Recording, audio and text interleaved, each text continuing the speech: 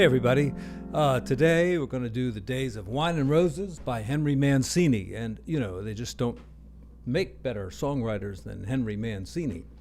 So let's get right into it. We're going to do the chords in the left hand, and I'm going to try to do them in root position or just invert some chords. I'm not going to use any rootless voicings, and I'm going to play the melody where it's written here. Because sometimes when you're playing all the chords around here, you have to take the melody up higher. So I'm going to try to keep it right in the same spot and see if I can get through it.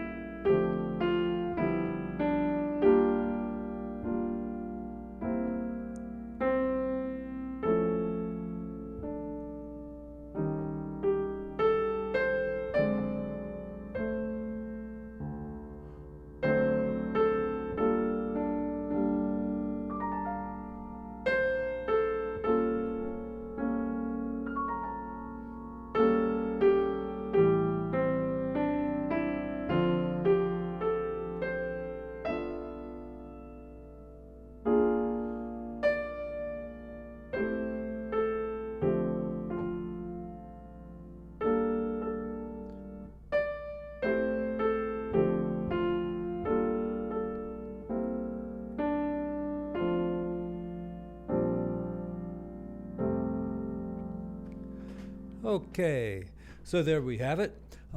Days of Wine and Roses. Let's talk about the chords a little bit. Got F major. One time I did that chord just because it's such a pretty chord. It's like kind of an A over an F. What would you call that? An augmented major seventh? I don't know. It's just one of those weird chords that kind of sounds nice if you don't use it too often. So we got F major seventh there. And then, E flat dominant seventh. We've got a major triad. We're going to take that root down a whole step to find the flat seven. And then we've got D7. It says flat 5, so I'll do that. Also says a flat 9, but I couldn't reach that note really. I mean, I guess I could have done it with the other hand, but I just left it out. And then, that flat 5 resolves. And we've got G minor here. And B flat minor 6th is really the exact same chord as G minor 7 flat 5.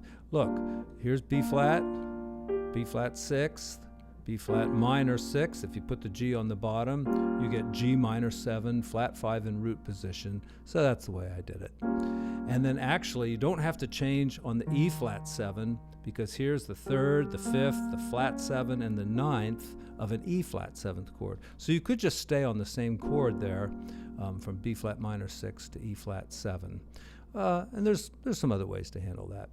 All right, then we get some easy minor chords: A minor 7, D minor 7, G minor 7. And I probably, instead of doing C7 like this, probably did it as a little diminished chord. That's C7, and this is the flat 9, so I just did that, and that makes a diminished chord, but it is C7. Okay, and then we have E minor 7 flat 5. There's E minor 7, and here's the flat 5. And I can kind of do the same thing here. Go to this diminished chord for A7. Or, I could go all the way up here, I suppose. But I won't have much room to play the melody if I do that. So I'm going to go this way. Then D minor 7, G7, G minor 7. I could have gone here like that, though I think I probably went up here. Okay, that's basically the song. There's a couple other chords in there. B minor 7 flat 5.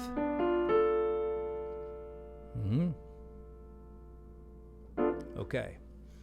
Now, I had a good question the other day. Somebody actually emailed me on this, wanting to know, like, playing a 2-5-1, what kind of, scales to use. And, it's pretty simple, really.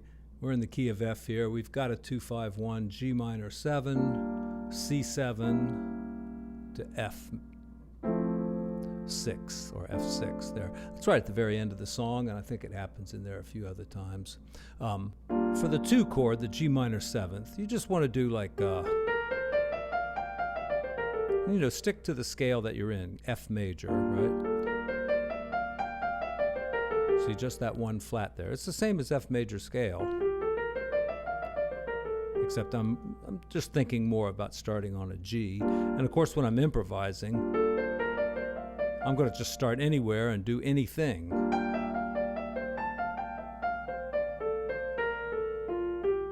And I can put in all kinds of passing notes too, but the passing notes will be more effective if you use them as passing notes. Like if your melody is something like, you can go like that. Whereas if you kind of put passing tones in like this, they're not really passing tones, because you're wanting to go from one scale tone to the next, and you put a passing tone in there. If you end up like on the beat on one of those passing tones, it won't sound very good. Now, the big question comes is what to play on the 5 chord. And that's the middle chord. You've got the first chord is the 2 chord, then the 5 chord. And here I'm playing a C7 with a flat 9. It looks like a little diminished chord. So the diminished scale is really a great choice.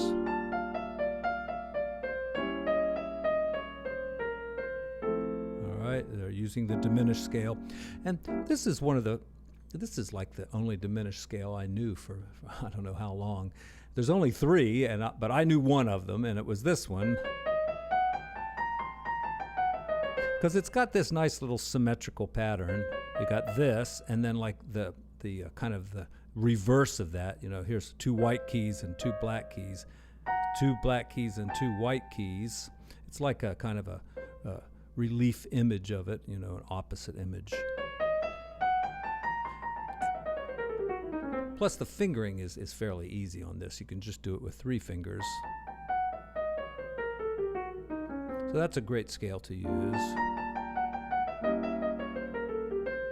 right. It's funny because I've been looking at some transcriptions lately, some players, Keith Jarrett and Charlie Parker and Miles Davis and stuff. And, a lot of times, you see the chord symbol and then you see what they played, and it was like, well, what scale is that? It's not any of the ones that I know or that I've studied. And you realize they're not really thinking about playing a scale. They've got a melody in their head, and they're just playing that melody. And if it's a strong melody, even if it like theoretically doesn't fit a particular scale, it's still going to sound good. I've spent so much time playing a chord and then playing the appropriate scale that my playing really just sounds like that all the time. And but you can certainly go a different direction and think more melodically. Another really good scale to use is the altered scale. And really, to make the altered scale sound really good, you've got to either play something real simple in the left hand, like root, 3rd, and 7th. Here's the altered scale I'm going to use.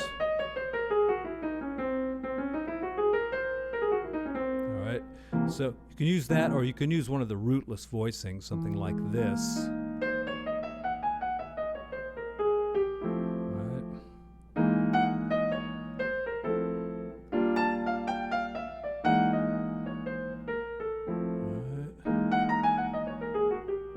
All right. The altered scale has all those black keys in it, in C altered, that is. So you can take advantage of that. Let me talk a little bit about something else. I think, a lot of jazz instructors will say, find a really good line, like something like maybe this Oscar Peterson line.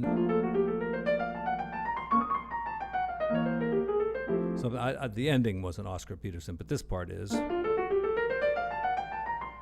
That thing. And they'll say, well, practice that in all 12 keys. Okay, sure, you can do that. You can practice it, you know, in the key of F sharp.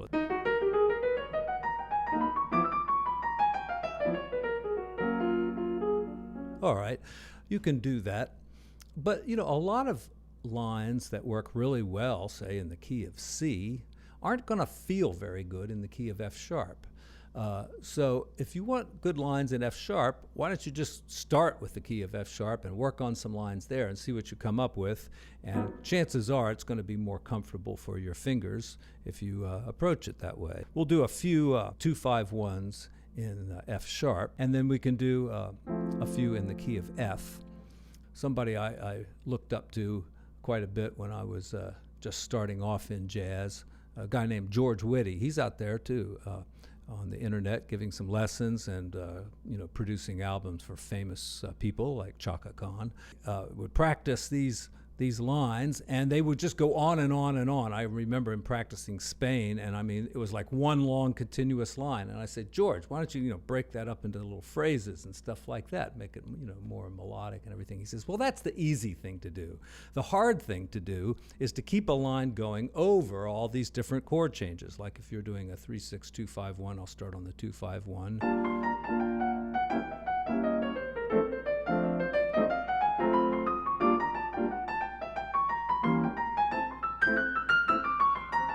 You know, and just keep it going and flow from one scale to the next. That's the hardest thing to do, so why not practice that? And then, you know, try not to sound like that too much on the gig, because it sounds more like an exercise, which it is. So we're going to do some 2-5-1s in the key of F sharp. And let's see, I'll do just some simple voicings here. 1 and 7, all right, that's my A flat minor there. Or I'll call it G sharp minor since I'm in the key of F sharp. And then I'll call this one C sharp, and this is going to be my dominant 7th chord. And by playing just the root and the 3rd here, you know, I could make it a flat 9 chord, I could make it an altered chord, I could make it like a sharp 11 chord. You know, anything goes in what I'm thinking about harmonically. My 2 chord, 5 chord, and the 1 chord, F sharp major 7th. All right, let's see what we can come up with.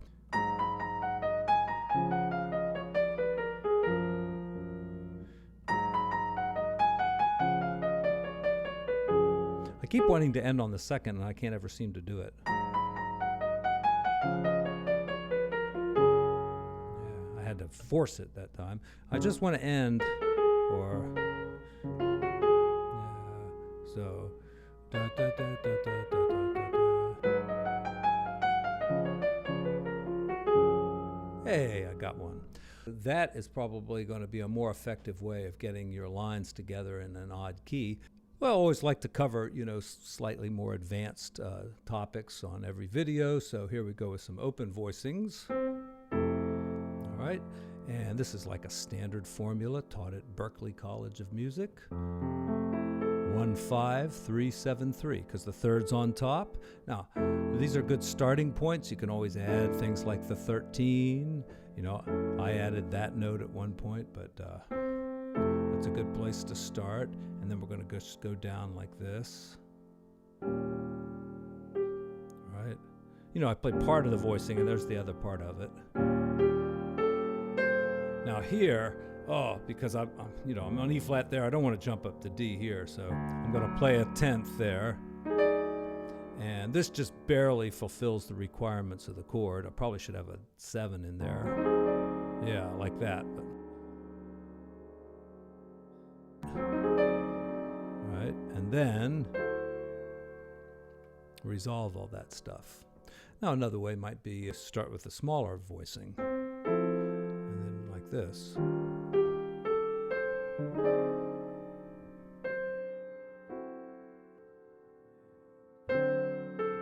Here's a G minor 9th.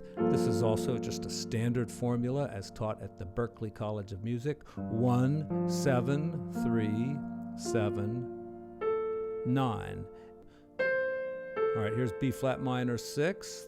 Though, you know, it's really a minor major 7th if you look at that melody, but we can make it a minor 6-9 chord like that.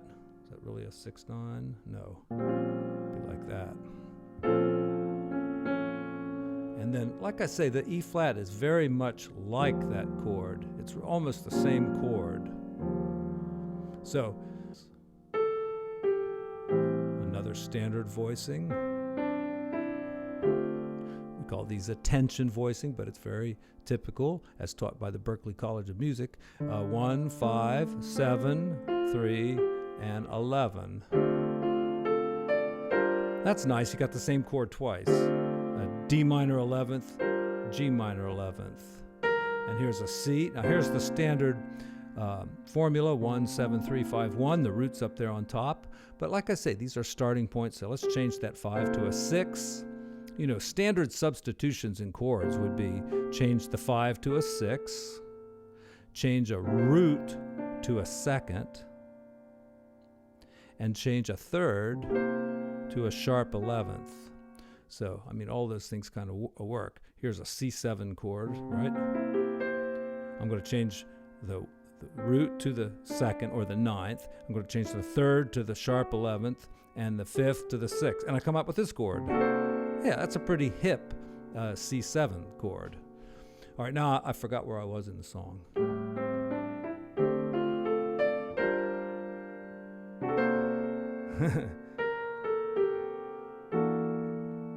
All right, that's barely an open voicing, but it is. And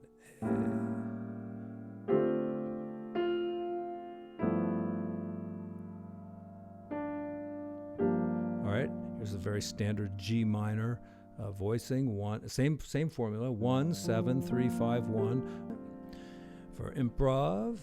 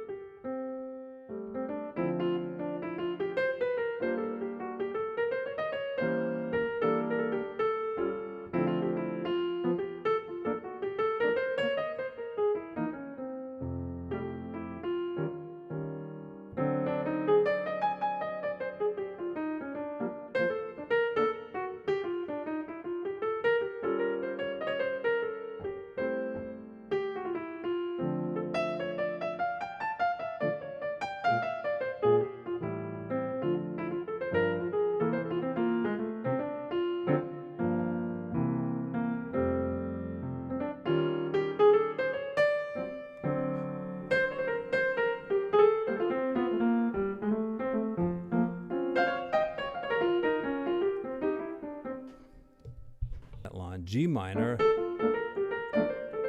and these are what you call digital patterns. Digital meaning, you know, you're using your digits, your fingers, like 5, 3, 2, 1, 5, 3, 2, 1, 5, 3, 2, 1, that kind of thing, or 3, 5, 3, 1, 3, 5.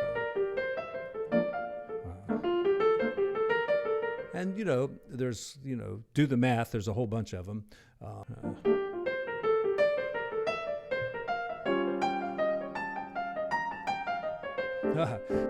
A minor, now that's the 3 chord, so just stay in F.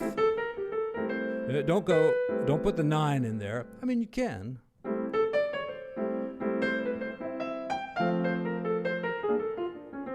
Now you could just stay in F for that whole line, all right? All right, now put some passing tones in and it'll sound like jazz.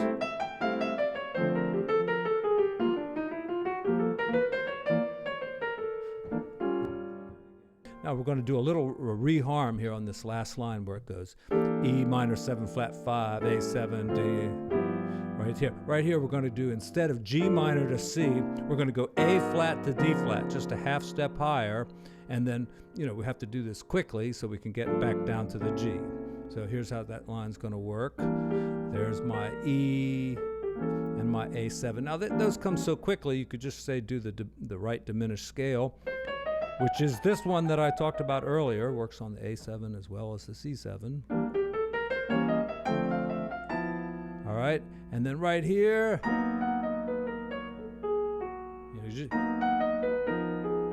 that's an A flat minor and D flat, and then we're going to do that. So.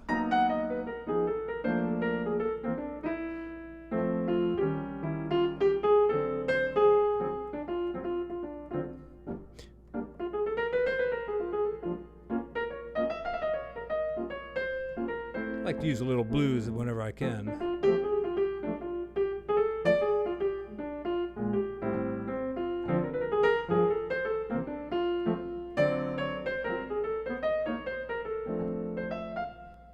I hope you will hit that subscribe button and leave me a comment. I do appreciate the occasional comments I get and questions, and with the channel being still fairly small, it's great that I can take a few minutes to answer some of your questions, so keep them coming. Let's see, what do they say? Mash the bell, hit the subscribe button, send me some money. No, don't do that. Just click on an ad once in a while. That would probably help me a lot, yeah. Click on an ad. Let's do lunch. All right, see you later.